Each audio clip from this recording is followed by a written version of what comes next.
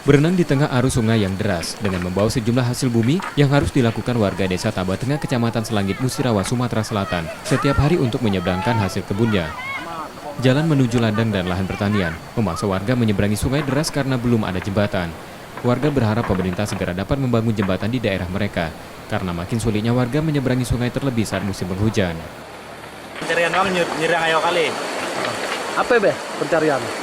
Tong pokok sistem petani nyerang ayo kali. Kopi, padi, macam-macam lah kok. Kau diambil mencoba enggak? Jerem hasil. Apa harapan? Minta di baru jerem halah. Pemerintah dong ini dan apa tamoro jerem supaya kita pakai ban gi, tidak bambin gi nyerang ayo. Tolong kepada pemerintah agar dapat membuat jembatan gantung ke seberang. Semoga masyarakat bisa pergi ke kebun, tak menyeberang lagi.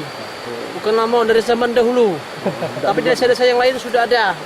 Desa Tambah Tengah belum sama sekali ada jembatan gantung. Masyarakat sungguh berharap, tolong pada pemerintah. Keinginan warga dengan adanya jembatan, mereka juga dapat meningkatkan volume hasil pertanian mereka. Sukma Aldino, Kompas TV, Musirawa, Sumatera Selatan.